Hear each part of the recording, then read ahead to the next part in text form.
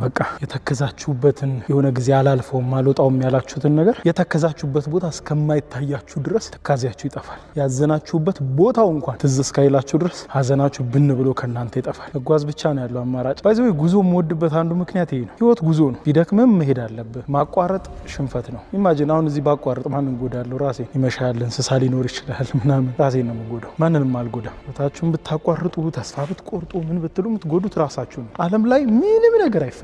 እናንተ ተስፋ ቆረጣችሁ፣ እናንተ ራሳችሁን አጠፋችሁ፣ እናንተ ከመንገድ ወጣችሁ፣ ምንም ዓለም ላይ የሚፈጠር ነገር የለም። ብትሞቱ ምን ይፈጠራል? ምን ራሳችሁን ብታጠፉ ምን ይፈጠራል? ምን የሆነ ተስፋ ቆርጣችሁ አዝናችሁ ራሴን ገላለሁ ብላችሁ ራሳችሁን ብትገሉ ምን ይፈጠራል? ምንም። ትሞታላችሁ፣ ሰዎች ይሰበሰባሉ፣ እንደውቅናችሁ ብዙ ወይ ጥቂት ትቀበራላችሁ። ለቀብራችሁ ለሀዘናችሁ በተደኮነው ድንኳን ውስጥ ሰዎች ካርታ መጫወት ይጀምራሉ። ከዛ በኋላ ጥቂት ሰዎች ደግሞ ሀዘኑ በጣም ይጎዳቸዋል። ከጥቂት ጊዜ በኋላ እነሱም ይረሷቸዋል። ግድግዳ ላይ ፎቶአችሁ ይቀራል። የትኛው ያየሳቃችሁ የተነሳችሁት። ከዛ 40-80 እየተባለ ትታሰባላችሁ እንጂ ምንም ነገር አይፈጠርም። ህይወት ይቀጥላል። ማንም በመሞቱ ዓለምን ያንቀጠቀጡ መሪዎችና ገዢዎች ሞተው ዓለም ላይ ምንም አልተፈጠረም። ከሆነ ዓመታት በኋላ እንደውም ማንም አያስታውሳችሁ። ታላቅ ስራ ከሰራችሁ ወይ ሙዚየም ውስጥ ወይ በሆኑ ሰዎች ትታሰባላችሁ። ሰዎች ምንም አይፈጠርም። ስለዚህ ኑሩ፣ ሞክሩ፣ ስሩ፣ ተጓዙ፣ አድርጉ።